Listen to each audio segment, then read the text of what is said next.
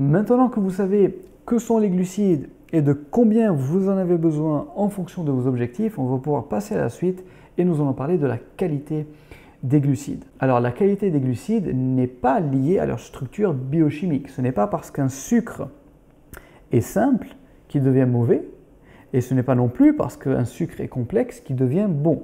D'accord? Contrairement à l'idée qui est très généralement véhiculée et répétée, même des fois par des professionnels de la nutrition. Les sucres simples ne sont pas des sucres rapides et les sucres complexes ne sont pas non plus des sucres lents. Il n'y a pas une question de vitesse. La vitesse n'existe pas. Quelle que soit la nature, la structure biochimique des glucides, qu'elles soient simples ou complexes, la vitesse de leur assimilation est toujours la même. D'accord? Environ 30 minutes après l'ingestion, c'est là où on observe un pic de glycémie au niveau sanguin. Peu importe la nature du sucre, qu'elle soit simple ou complexe. Donc ça, c'est quelque chose qu'on connaît depuis les années 80 et il est temps de se mettre à jour. Donc il faut arrêter de penser que les sucres ont deux vitesses. Par contre, la différence va se situer au niveau de la glycémie et celle-ci se mesure par l'index glycémique que vous connaissez bien sûr tous. Plus l'index glycémique d'un aliment est élevé et plus celui-ci est qualifié comme hyperglycémiant, c'est-à-dire qu'il va élever le taux de glucose sanguin. Et ceci n'est pas forcément lié, encore une fois, à sa structure biochimique. Si vous regardez ici, les aliments qui sont constitués essentiellement de glucides complexes, d'amidon, comme par exemple les pâtes ou les pommes de terre, ces aliments-là ont un index glycémique qui est élevé, tout comme le sucre de table, qui lui est un sucre simple. A contrario, les oranges, par exemple, sont essentiellement constituées de glucides simples, du glucose et du fructose, mais ont un index glycémique qui est plutôt bas. Donc le pouvoir hyperglycémiant d'un glucide ne dépend pas exclusivement de sa structure biochimique, mais va aussi dépendre de plusieurs choses, comme par exemple, déjà la nature des molécules qui le composent. On sait que le fructose impacte moins la glycémie que le glucose. On sait aussi que la présence de fibres dans l'aliment diminue leur index glycémique. D'accord? Donc par exemple, les céréales raffinées ont un index glycémique qui est plus élevé que les céréales non raffinées. Pareil pour les protéines et les lipides, leur présence dans les repas diminue aussi l'index glycémique des aliments. C'est pour ceci qu'il est mieux, par exemple, il est préférable de consommer les produits sucrés à la fin des repas en tant que dessert, d'accord, plutôt que de les consommer à distance des repas. Parce que quand on les consomme directement après les repas, il y a la présence des fibres, des lipides et des protéines qui constituent le repas qui vont venir neutraliser l'index glycémique des produits sucrés. Il faut savoir aussi que la cuisson augmente l'index glycémique des aliments. Donc, par exemple, des pâtes bien cuites auront un index glycémique plus important que des pâtes al dente. Et le dernier critère qu'on va voir ensemble et qui est très important, c'est bien sûr la quantité.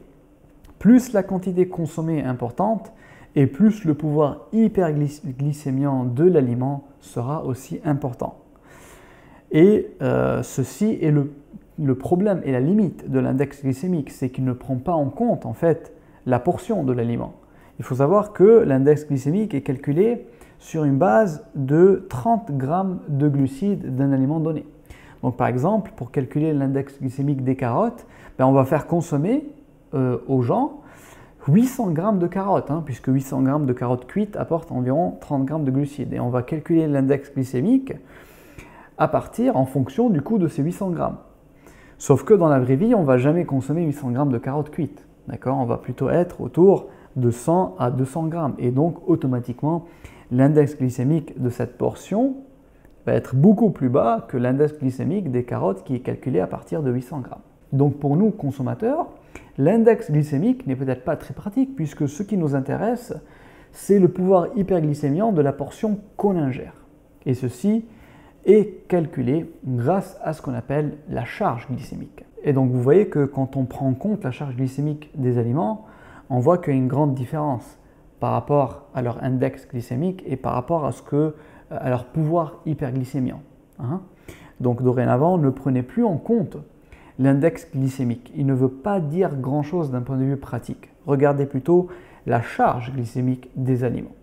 Je ne vais pas plus m'attarder sur cette notion d'index et de charge glycémique. La vidéo commence à être déjà un peu trop longue, donc on va directement passer à la suite. Alors juste avant de continuer, j'aimerais vous dire que je vous laisse dans la description deux liens vers un article en deux parties qui est extrêmement bien fait, qui est très facile à lire et qui va rentrer un peu plus dans les détails de cette notion de charge et d'index glycémique pour ceux d'entre vous qui ont envie d'approfondir leurs connaissances. Je vais juste faire aussi un petit résumé très rapide des notions qu'on a vues ensemble dans cette vidéo avant de continuer. Premièrement, les sucres simples et les sucres complexes ne veulent pas dire sucre rapide et sucre lent. Attention, cette notion de sucre à deux vitesses est fausse. Deuxièmement, pendant vos repas, donc à distance des entraînements, pendant vos repas principaux, privilégiez plutôt des sources de glucides le moins raffinées possible, d'accord, qui vous apportent aussi beaucoup de fibres, comme par exemple des céréales complètes ou semi-complètes et des légumineuses, tout en faisant aussi attention bien sûr à votre tolérance digestive. Autour des entraînements, et surtout si vous faites plusieurs entraînements par jour et que vos séances sont intenses, il va vous falloir un apport en glucides qui se digère facilement et donc qui soit pauvre en fibres. Je vous conseille ici du pain blanc, des barres céréalières raffinées, des pâtes de fruits, des compotes, du miel, des gâteaux faits maison, etc., etc. Ici, il faut bien sûr faire attention aussi à la quantité qu'on consomme, à la quantité de sucre qu'on consomme avant l'entraînement pour éviter ce qu'on appelle une hypoglycémie réactionnelle. Mais bien sûr, ceci est très individuel et dépend bien sûr de chacun. Donc il faut juste expérimenter et voir ce qui marche le mieux pour vous. Maintenant, nous allons passer à la suite et nous allons parler du timing des repas et quand est-ce qu'il faut consommer vos glucides. Alors bien sûr,